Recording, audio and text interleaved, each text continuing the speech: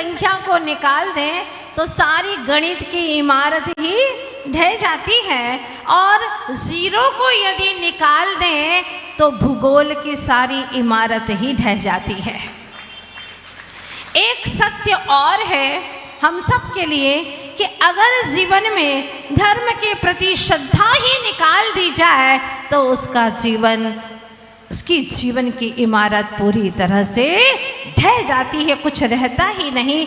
धर्म के प्रति श्रद्धा, श्रावक है तो उसकी श्रद्धा हो, और श्रमण है तो उसका रत्नत्र, उसका चारित्र बिल्कुल निष्कंप हो। अगर ऐसा होगा तो यकीनन उसका जीवन जिन धर्म के लिए, जिन शासन के लिए समर्पित हो जाएगा। जैसे कि आचार्य गुरुवर श्री विद्यासागर जी महाराज जब कलकत्ता नगरी की ओर पहुँचे थे, और जब कलकत्ता की ओर आचार्य भगवान पहुँचे, अपनी एरिया समिति से 4 हाथ जमीन देखते हुए आचार्य भगवान आगे बढ़ते चले जा रहे थे, चलते चले जा रहे थे, चलते चले जा रहे थे।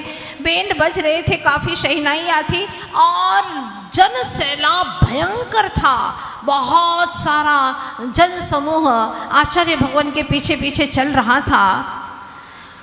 लोगों ने अपने अपने झरोखों से निकल करके देखा कि एक महासंत जो हजारों में भी एक अलग ही अपनी अस्मिता रखते हैं, जिनका शरीर एक दिव्य छवि को लिए हुए है, एक अलग ही अद्भुत ही चमक है, जिनके ऊपर साधना की चमक है। और लोगों ने देखा, आचार्य भगवान ने सिर्फ एक बार पूछा कि मंदिर जी कहाँ है, बस। और मंदिर का द्वार आया, आचार्य भगवान ने चरण धोए, मंदिर में पहुंच गए, दर्शन किया। दूसरे दिन अखबार के मुख्य पृष्ठ पर पढ़ा कि सारे कलकत्ता ने संत को देखा, लेकिन संत ने कलकत्ता को नहीं देखा। धन्य है, क्या देखे संत कलकत्ता को, कल को भी देखा है, कल को भी देखा है। कल और कल को करने वाला जो करता है, ये काल जो है, और काल के इस बहाव में, प्रवाह में जो प्रवाहित हो रहे हैं, उन प्राणियों को भी देखा है। देखने योग्य संसार में कुछ है ही नहीं। इसलिए आचार्य भगवान मात्र अपने आप को देखते, अपने आप को जानते हुए जिन मंदिर में पहुंच गए, वहाँ संत, वहाँ उस संत की साधना, जिन्हें दुनिया में कुछ देखने का भाव ही नहीं आता। और ऐसे संत जहाँ पर भी पहुँचते हैं, उनकी आध्यात्मिक ऊर्जा से आप्लावित होकर के सारी धरती आनंदमय हो जाती है। दुनिया से आप चाहे कितनी ही बातें सुन लो, जिसके जीवन में अध्यात्म नहीं है, जिसके जीवन की अंतरंग साधना नहीं है, उनके माध्यम से चाहे आप कितनी बाहर की क्रियाएं देखते रहो, सुनते रहो, आपको कोई प्रभाव नहीं पड़ेगा। लेकिन आध्यात्मिक संत कुछ भी ना बोले, फिर भी उनकी पवित्र ऊर्जा से हमारे जीवन में, हमारे परिणामों में परिवर्तन आना शुरू हो जाता है। आचार्य भगवान भले किसी से वार्तालाप करे ना करे, लेकिन एक नज़र भी उनकी उठ जाती थी तो लोग कहते धन्य हो गए, हमारा इतनी दूर जाना और गुरु महाराज के दर्शन करना सार्थक हो गया। और फिर उनका हाथ उठ जाए तो कहना ही क्या है, और कुछ वार्तालाप हो जाए, उस महासौभाग्य की बात तो बहुत ही अद्भुत ही होती है। सच ही कहा है, संतों के आगमन से सुख का रहे न पार, संतों का जब गमन हो लगता जगत आसार। जब संतों का आगमन होता है तो ऐसा लगता है कि जैसे स्वर्ग धरा हो गई है, आनंद आनंद हो गया, मन बाग बाग हो गया, पुलक पुलक हो गया, हृदय की कलियां चटक चटक करके खिलती खिलती चली जाती है। क्या कहो, उस वक्त तो भोजन की भी इच्छा नहीं होती, कुछ भी रुचता नहीं है, बस ऐसा लगता है कि ये संत का समागम बना रहे। ये आचर्ष जी ने ही लिखा है कि संतों के आगमन से सुख का रहे न पार।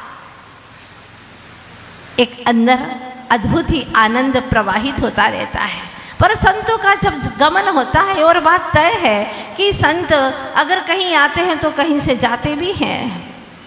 जाने वालों के दिल से पूछो, बड़ी पीड़ा होती है, लेकिन जहाँ पहुँचते वहाँ क्रीड़ा होती है। एक जगह पीड़ा है, एक जगह क्रीड़ा है। लेकिन यह संसार की रीत है, आना जाना तो लगा हुआ है। आचार्य भगवान कहते हैं ये कोई महत्वपूर्ण नहीं है, ये आने जाने की रीत तो लगी हुई है। और हम देख रहे हैं अनवरत एक वह समय था जब हमने दिल्ली में प्रवेश किया था, तब लग रहा था लोगों को कि कब दिल्ली में प्रवेश हो, वो भी दिन आ गया। और जहाँ चातुर्मास की स्थापना करना है वह सूर्य नगर में प्रवेश कब हो, बड़े लालायित थे लोग, प्रतीक्षित थे, नयन देखने के लिए आतुर थे। हम भी जाएंगे उस जुलूस में, क्योंकि जो लूज थे वो सबके सब टाइट हो गए हैं। पता था कि जुलूस में जाना है, आगवानी में जाना है। आगवानी में इसलिए गए ताकि हमारा हृदय भी बाग बाग हो जाए, आनंद से भर जाए, और हम भी उस क्षण के साक्षी बन जाए, उस आनंद के हम भी अनुभूत कर सके, अनुभवक बन जाए। इसीलिए हम अच्छे कार्य में हमेशा उत्साहित होकर के आगे आगे होने की प्रतीक्षा करते हैं। और ये भव्य जीवों की निशानी है कि जिन्हें आत्मोत्थान के कार्य के लिए वह हमेशा अग्रसर होते हैं, आगे आगे जाते हैं, अग्रे गमिष्यामि कहते हैं। किंतु पाप के काम के लिए हमें हमेशा पीछे रहना, ये विचार करते हैं। हमारे आचार्य भगवंतों ने कहा है, धन्य है वे जिन्हें सत्य की प्यास लगी है, जिन्हें धर्म की प्यास है। सौभाग्यशाली हैं वे जिन्होंने सत्य की प्यास जगाई है। कम से कम प्यास तो जागी है, नहीं तो कितने लोग ऐसे हैं जो घर में पड़े हुए हैं, सो रहे हैं, इधर उधर के कामों में लगे हुए, 24 घंटे संसार के कामों में मशगूल हैं। ऐसे लोग भरे पड़े हैं। लेकिन सौभाग्यशाली हैं आप लोग जो थोड़ा समय निकाल करके आए हैं। इसलिए नहीं कि लोग कहेंगे कि चलो आ गए हमारे कार्यक्रम में, आज इनके कार्यक्रम में हम जाएंगे तो वो भी हमारे कार्यक्रम में आ जाएंगे। ऐसी कोई बदले की भावना नहीं है, कोई बदले की भावना से नहीं आए हैं, बल्कि इस भावना से आए हैं कि हम भी थोड़ा सा धर्म का अमृत पी करके जाएं, हमारे भीतर में भी वह रस प्रवाहित हो जाए। अनंत काल से कर्म की धाराएं बह रही हैं प्रभु, लेकिन अब मेरे भीतर में भी अध्यात्म रस की धारा प्रवाहित हो जाए। वो क्षण मुझे चाहिए, कुछ पल गुरु के सानिध्य में उनकी ऊर्जा को एहसास करने के लिए। और सच ये है कि अपने ही भीतर के आध्यात्मिक ऊर्जा का संवेदन करने के लिए हम आते हैं, थोड़ी सी देर के लिए ही शामिल होते हैं, और हम भी अपने भीतर के आनंद का अनुभवन करते हैं। वे बहुत ही सौभाग्यशाली हैं जिन्होंने कम से कम धर्म की प्यास तो जगाई है। और प्यास जगा करके भले ही प्यास न बुझे कोई बात नहीं, प्यास जगाई तो सही, ये भी बहुत बड़ी बात है। मान लीजिए कोई व्यक्ति मरुस्थल में खो गया है और उसे बड़ी प्यास लगी है, रास्ता दिखाई नहीं दे रहा है। एक व्यक्ति आता है और कहता है कि मैं तुझे पानी पिलाऊंगा, ज़रूर पिलाऊंगा, लगता है तेरे होठों से बड़ी प्यास है, मैं तुझे पानी पिलाऊंगा। लेकिन एक बात है। बोले क्या बात है? बात ये है कि पानी पिला करके मैं तेरी जान ले लूँगा। अब आपको तय करना है कि आपको पानी पीना है कि नहीं पीना है। वो व्यक्ति कहता है कि कोई बात नहीं, जान ले लेना, लेकिन पानी तो मुझे पिला दो, क्योंकि जान तो वैसे ही जानी है प्यास से। बेहतर है कि तृप्त होकर के मरूंगा, अतृप्त होकर के नहीं मरूंगा, तुम पानी तो मुझे पिला ही दीजिए। इसलिए जिंदगी के क्षणों में एक बार धर्म का अमृत तो पी ही लीजिए, एक बार जिनवाणी की वचनामृत और वह औषध, अमृत औषध तो पी ही लीजिए। पता नहीं फिर वह अवसर हमें मिले ना मिले, और मरेंगे तो भी अमर होकर के मरेंगे। जिसने जिनवाणी का अमीय पिया है वह तो मर के भी अमर हो गया है, और जिसने जिनवाणी का अमीय अमृत नहीं पिया है वह जीते जी भी मरा हुआ है, उसकी जिंदगी का कोई औचित्य नहीं है। इसलिए गुजारिश है आपसे कि अपने भीतर की प्यास जगाइए, अपने भीतर में जो धर्म की प्यास है, अपने भीतर में आनंद की प्यास है, उसी का दूसरा नाम है परमात्मा की प्यास। परमात्मा को पा लेना, आनंद की प्यास जो हर किसी में नहीं जागृत होती। लोग ऐसे ही जीते चले जाते हैं, जैसे तैसे जिंदगी जीते रहे, फिर भी हम मरते रहे, जीते रहे, ऐसे ही जिंदगी गुजार देते हैं। पर सौभाग्यशाली हैं आप लोग जो आपने प्यास जगाई है। आप लोग यहाँ इकट्ठे क्यों हुए हैं? इसीलिए तो धर्म की प्यास आपके भीतर में जागी है। जब गुरु एक प्रवचन के दरमियान लोगों से बता रहे थे कि हर कोई व्यक्ति भगवान बन सकता है। एक व्यक्ति ने खड़े होकर के पूछ लिया, तो फिर हर व्यक्ति भगवान बनता क्यों नहीं है? आप रोज बरोज कहते हैं कि हर व्यक्ति भगवान बन सकता है, परमात्मा हो सकता है, तो होते क्यों नहीं है? गुरु ने कहा, एक काम करना, इस सारे सूर्य नगर में एक एक घर में एक एक व्यक्ति के पास में जाना और ये लिस्ट लेकर के जाओ, उनसे पूछना कि तुम्हें क्या चाहिए, क्या चाहिए तुम्हें? स्वर्ग चाहिए, धन दौलत चाहिए, संसार के सुख चाहिए या मुक्ति का सुख चाहिए? जा करके एक बार पूछ लेना। और जिस जिस घर में गया, जितने लोगों से मिला, सब लोगों ने संसार के सुख के बारे में ही निशान लगाए। कोई व्यक्ति ऐसा नहीं मिला जिसने कि मुक्ति सुख के लिए प्यास जगाई हो और राइट का निशान लगाया हो। वो लौट करके आया, बड़ा मायूस था। गुरु ने पूछा, आखिर क्या बात है, क्यों मुंह लटकाए हुए हो? तुम तो बड़े ही उत्साह के साथ में गए थे घर घर में पूछने के लिए, फिर क्या बात हो गई? उसने कहा, माफ करना, आप जो सोचते हैं वही सच है। गुरु जानते हैं अंतस की गहराई को, मैं नहीं जान पाया।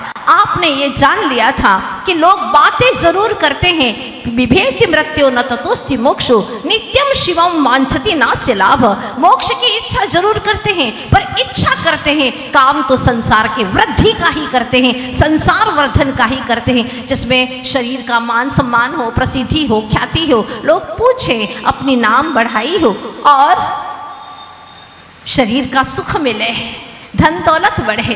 बस इसी के लिए अपना जीवन पूरा समाप्त कर देते और जितना जीवन में काम किया वो सारा का सारा यहीं छोड़ करके जाते हैं। सारी संपत्ति, धन दौलत, नाम, जिसके नाम के लिए सब कुछ कर रहा था वो नाम भी यहीं छोड़ करके जाता है, जो कि शरीर का नाम था, और शरीर यहीं पर छूट जाता है। जिसके लिए जीवन था उसके लिए कुछ भी नहीं करता। हाँ, ऐसा ही होता है। वह राजा युद्ध से जीत करके आया है और मंत्री को भेजता है नगर में, पूछा और कहा कि जा करके रानियों से पूछ करके आओ कि उन्हें क्या चाहिए, मैं विजय हासिल करके आया हूँ, जा करके पूछ लेना। मंत्री जाता है वहाँ पर और जा करके पूछता है, बताइए राजा जी विजय हासिल करके आ रहे हैं, आपको क्या चाहिए? एक रानी ने कहा, जो सबसे बड़ी रानी थी, उसने कहा, मुझे कुछ नहीं चाहिए, राजा जी को मालूम है कि मुझे वस्त्र का बड़ा शौक है, तो एक से एक वस्त्र मेरे लिए लेकर के आए। दूसरी रानी से पूछा, आपको क्या चाहिए? उसने कहा कि राजा जी को बखूबी मालूम है कि मैं आभूषणों से बहुत प्रेम करती हूँ, मेरे लिए एक से एक सेट लेकर के आए और बहुत सुंदर सुंदर आभूषण गहने लेकर के आए। तीसरी रानी से पूछा, आपको क्या चाहिए? राजा जी ने पूछवाया है, विजय हासिल करके आ रहे हैं। वह तीसरी रानी कहती है, कह दीजिएगा कि उन्हें मालूम है कि मुझे महल में, एक से एक सुंदर महल में रहना बहुत पसंद है, तो मेरे लिए एक अच्छे से अच्छा सुंदर महल जो किसी के पास में ना हो, ऐसा महल बनवा दे और मुझे कुछ नहीं चाहिए। चौथी रानी के पास गए, जो सबसे छोटी थी, उससे पूछा, आपको क्या चाहिए? बोलिए ना, बोलती क्यों नहीं है? उसने कहा, क्या बोलूं, मुझे कुछ नहीं चाहिए, कुछ तो चाहिए, मुझे जो चाहिए वो आप दे सकते हैं क्या? आप कैसे दे सकते हैं? आप मेरे स्वामी से जाकर के कहिएगा कि तुम्हारी स्वामिनी को कुछ नहीं चाहिए, तुम्हारी रानी को कुछ नहीं चाहिए, ये सारी वस्तुएं विनाशिक है, वो नहीं चाहिए, उन्हें तो तुम्हारा सच्चा प्रेम चाहिए, उन्हें तो अपना स्वामी चाहिए। वो स्वामी मिल गया तो उसे कोई चीज़ की कोई ज़रूरत नहीं है, तो कृपया करके कहिएगा कि मेरे स्वामी, मेरे राजा जी जल्दी से जल्दी आ जाए और मुझसे मिलने। ये आंखें बेताब है उनसे मिलने के लिए, बोलिएगा उनसे। और वह जाता है और ऐसी की ऐसी बात कह देता है। राजा बड़ा खुश होकर के सबसे पहले छोटी रानी के पास में आता है, मिलता है। वाकई में जिसको प्यास होती है अपने चेतन राजा की, उसे ही चेतन राजा परमात्मा मिलता है, हर किसी को मिलता नहीं है। वरना जिंदगी भर इन वस्तुओं में ही खोए रहते हैं। क्या पहनना है, क्या खाना है, क्या उड़ना है, क्या किसी से बोलना है, कैसी बातें करना है, कैसे नाचना है, कैसे गाना है, क्या क्या करना है, ये सब बातें छोड़ो। कैसे अंतर्मुख होना है, कैसे भीतर जाना है, कैसे स्वयं से मुलाकात करना है, कैसे अपने आप की अनुभूति करना है। आचार्य देव बार बार यही समझाते हैं, इष्ट संयोग में राग क्यों कर रहा, इन विकल्पों में सुख की सुगंधी नहीं, इन विकल्पों में, ये सारे विकल्प हैं, सारे विकार हैं, इन विकारों में सुख की सुगंधी नहीं। वाह क्या बात है कि इन विकारों में कहीं सुख की सुगंधी नहीं है। अगर सुख की सुगंध चाहिए तो अपने चिदानंद देश की ओर चल चेतन। जिन्होंने अपने चिदानंद की राजधानी में प्रवेश किया है वे आनंद से तरबतर हो गए, और तुझे भी अब वही करना है। अब कुछ भी नहीं चाहिए। और ध्यान रखना, हमेशा उन लोगों से मिलाकर जो सत्य को पा चुके हैं, या कि जो सत्य की खोज में लग गए हैं, या कि जो सत्य को पाने के लिए निकल चुके हैं, उनसे मिलाकर। जिनके भीतर में सत्य की प्यास ही नहीं है, उनसे मिलकर के क्या करेगा? वो दीनहीन है, भिखारी है, और भिखारियों से मिलेगा तो तू भी वैसा हो जाएगा। इसलिए ऐसे लोगों से मिल जिनके भीतर में मानस उन्नत है, जिनके भीतर में सत्य की प्यास है, उत्कंठा है, सत्य को पाने की जिजीविषा है जिनके भीतर में, बस ऐसे व्यक्तियों से मिलाकर तो जो परमात्मा है, प्रभु है, उनसे मिलाकर। उनसे कैसे मिले? तो जिन वाणी है उनके माध्यम से मिल भगवान से। जिन वाणी कैसे मिले? गुरुजनों से मिल। जितना गुरुजनों से मिलता रहेगा तुझे वो वहाँ तक पहुँचाएंगे। चेतनात्मन, अनंत काल बीत गया है दुनिया में दर बदर भटकते भटकते, अब तो अपने अंतर घर की ओर आ। तेरा घर बिल्कुल बिखरा पड़ा है अनंत काल से, और कर्म रूपी चोरों ने इसको जगह जगह से उखाड़ उखाड़ करके तेरे जीवन के निधि को, तेरी दौलत को निकाल निकाल करके वो ले गए हैं। बहुत बिखरा पड़ा है। ये चातुर्मास का काल है अपने घर को निखारने का, अपने आप को निरखने का ये काल आया है। इसीलिए 4 बातों पर विशेष रूप से विचार करना है। सबसे पहली बात, सकारात्मक विचार रखना है। कोई कुछ भी कहे, एकदम चिड़चिड़ापन नहीं होना चाहिए। कुछ बोल रहा है तो बोलने दो उसको, शब्द उसके है ना, मत सुनो। अगर आपको अच्छा नहीं लग रहा है तो सुनना मत, कह देना भाई तेरा तुझको अर्पण, मुझे नहीं चाहिए। और शांति रखना, समता धारण करना। अगर ये आ गया तो सच में तुम्हारा चातुर्मास सार्थक हो जाएगा। वरना वही हर बार करते रहे, बाहर की व्यवस्थाएं जुटाते रहे और अपनी अवस्था को सुधारा ही नहीं तो क्या मतलब है? सबसे पहली बात, सकारात्मक विचारेंगे। दूसरी बात, ऊंचे विचार रखेंगे। कोई नीचे विचार तो रखेंगे ही नहीं, ऊंचे ही ऊंचे, क्योंकि उन्नतम मानसम यस्य भाग्यम तस्य समुन्नतम। जिसका मानस उन्नत है उसका भाग्य भी समुन्नत होता चला जाता है। छोटी चीज तो चाहिए ही नहीं, बड़ी से बड़ी ही चीज चाहिए। बड़ी चीज के बारे में हमेशा विचार करेंगे तो बड़ी चीज क्या है जिसको मांगने के बाद में कुछ मांगने की जरूरत ही नहीं पड़ती? वह है मुक्ति, वह है सच्चा सुख, उत्तम सुख। आप सबका कल्याण हो, उत्थान हो, और आप सबका जीवन सूर्य के समान तेजस्वी हो, दीप्तिमान हो, ओजस्वी हो।